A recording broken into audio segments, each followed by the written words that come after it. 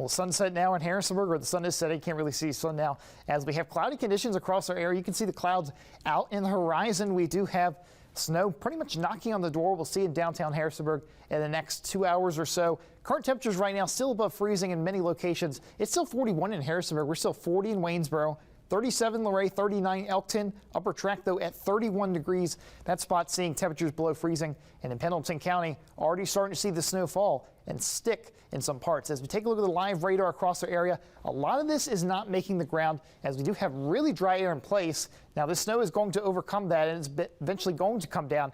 Really we're seeing this especially across Pendleton County right now, portions of Fort Sybert, Petersburg, One Go. I checked a traffic camera for North Mountain and Pendleton County. There is snow on the roads already. And then we also have some pretty heavy snow that's now beginning to move into northern Rockingham County, Bergton, also Cabins and Grant County, Moorfield, Basie, starting to see those snow showers begin to arrive, and they're just going to continue to keep on coming. As we take a look at the big picture here, snow is pretty much hanging around from eastern Kentucky into Ohio, West Virginia, and now moving into our area. So we're going to begin seeing that over the next couple hours. So let's look at the hour by hour here. As we by the time we get about 7 p.m., we're going to see again most of the area begin to see snow begin to move into the region now. As we go to about 10 p.m., look at all this blue. That indicates we are going to be having a steady snow, heavy at times as we go through the evening into around midnight. By the time that we hit midnight, we are going to see things begin to really change. Hot day today. Now we have some thunderstorms moving across our area. We can hear the rain pouring on the roof at WHSV, but you can see on the radar a line of storms now developing along Augusta County into also western Rockingham County towards Harrisonburg as well. We also have some severe elements too. We have a severe thunderstorm warning until 6:30. This is for Rockingham County now, northwestern Rockingham County. This will continue to push to the east. Cherry Grove, New Market, Mount Jackson, Hamburg, some areas I could see this over the next 30 minutes, and this is what we're expecting, 60-mile-per-hour wind gusts possible, and also quarter-sized hail. There's also another storm moving across really Shenandoah County and also into Winchester. This is moving across parts of northern Virginia. So if you're in this area as well, just keep an eye on this as this continues to push to the east. We also have some heavy rainfall going on right now already in Mount Jackson up I-81 to Woodstock. Some rain moving on, and then we also have pretty good rain now on the west side of Harrisonburg, just west of Harrisonburg here, Dale Enterprise, this area here, getting some pretty good rain and lightning right now. And then as we continue down this line, well, it's approaching really again I-81, Stanton right now, getting a pretty good rain shower down towards Middlebrook as well. Churchville just saw this, so this is all moving through the area. Beneficial rain, but you don't want it to be more on the severe side. As you can see, it's pretty dark out there right now. You can see on the Mastodon sky cam, look at those dark clouds. So yeah, it's that time of the year again. Leaves are falling from trees and you have to clean them up in your yard, but don't necessarily clean them all up. It may look nice to have all your leaves raked, but your yard will benefit from leaving some leaves behind. One reason why we would encourage the, less the raking up of leaves to maybe put them at curbside or landfill is that they can be a source of nutrients. With the leftover leaves, you can mow over them so they crinkle up into smaller bits. That acts as a mulch for your lawn.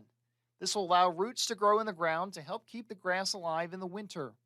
You'll be one step ahead in growing grass in the spring. Overnight lows tonight, we're going to be in the low to mid-20s. 25 in Harrisonburg, 24 in Luray. Will be 23 in Stanton, 24 in Waynesboro, 20 in Franklin, and 21 degrees in Petersburg. We'll have mostly clear skies across our area, calmer winds. That means we are going to see temperatures begin to drop even more. So we still got a little ways to go for tonight. Now, as we look at tomorrow, we're going to start out 7 a.m. in the mid-20s with mostly clear skies. We'll have mostly sunny skies to start the daytime with temperatures in the upper 20s, but by the time we hit the mid-morning, 11 a.m., mid to upper 30s, and then only into the mid to upper 40s by the time we hit about 3 o'clock. And we're also going to have basically more clouds built in as we go through the day. So we're going to start off some early sunshine, and then we're going to be seeing clouds fill in, and they're basically going to fill in for the rest of the weekend. You can see not significant here when it comes to rain chances. So tonight we're going to see basically just a few showers hanging around, and it's going to move again north to south. We'll see temperatures drop into the upper 60s by the time we hit 11 o'clock. Some spots will be in the mid to upper 50s. Ultimately tonight, well, some will stay into the lower 60s. So here's what to expect. Timing, the bulk precipitation is going to arrive really after about 7 o'clock. We're going to see really a brief period of cold rain, but then once temperatures get to that freezing mark, we'll see sleet and freezing rain form changes over really as soon as about 8 p.m. overall. Then we'll go through the evening, the overnight, and into tomorrow morning with that freezing rain in place. As we go into the afternoon, we'll see a change back over to rain, at least for most of us. Some spots may stay with freezing rain for a little bit more time into the afternoon. The impacts here is that we're talking about icy roads, dangerous roads really.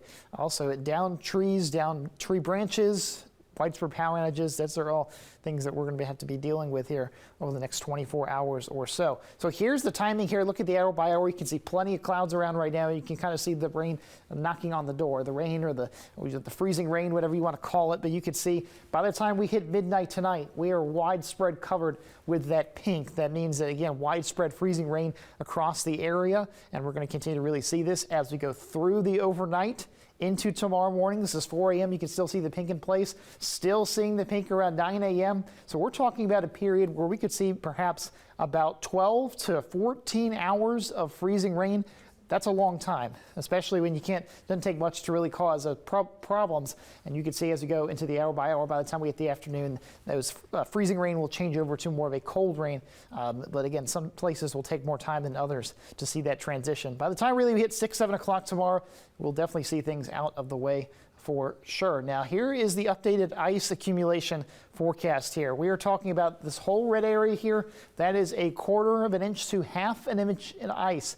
That is significant, and that includes pretty much all of our area. That has changed since yesterday. We're also looking at potentially still more than 1/2 an inch of ice across the Allegheny Mountains, less down towards Rockbridge County and towards the Roanoke area. They'll be seeing a little bit more marginal ice overall. So what really does this mean here? When we talk about 1/4, we talk about 1/2 an inch of ice. This is what it really causes. It causes, of course, roads to be slick all across the board. And then we'll also look at widespread power outages being a real possibility, and also down branches and trees. Once you get above 1/2 an inch of ice, travel is pretty much almost impossible, and overall widespread power outages are very likely, and widespread tree damage is also certainly a possibility once you get to that level of ice accumulated. We have pretty much the definition of scattered showers and storms across our area. Some places getting in on some pretty good rain, some places not so much. So let's take a look at the areas that are seeing pretty good rain right now. Southeastern Rockingham County getting a pretty good downpour, have been really for the last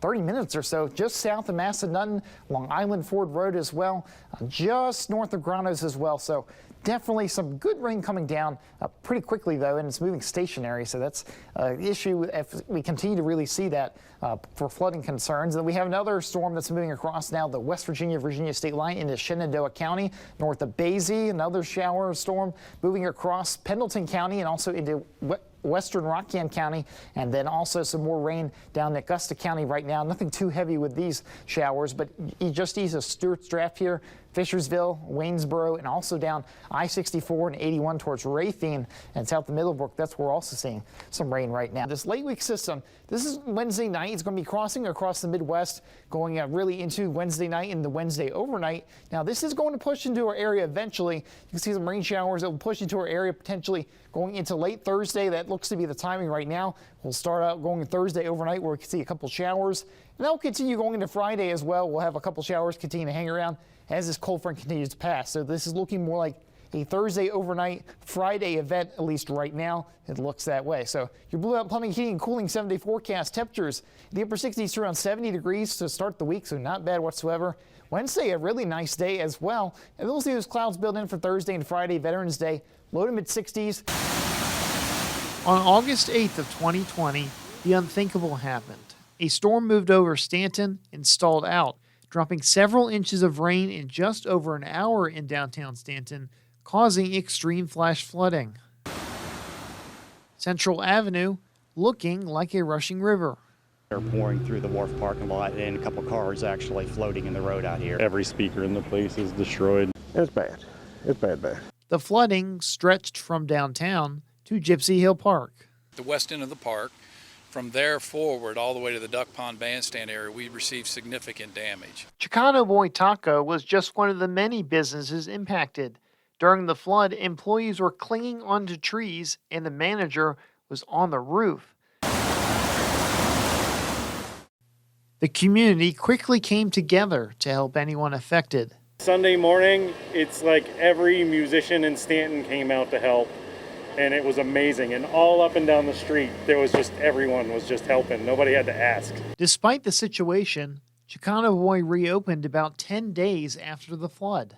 The challenge, was getting back open, and now we're here to feed you. But some other businesses didn't reopen for months. Stanton is no stranger to flooding, but this was different. What we had in place, it didn't seem adequate, even though we constantly maintained them. It was just a lot of water. The flash flooding amounted to $3.1 million in damages for the 164 properties that were affected, and it was up to the community to come together to rebuild.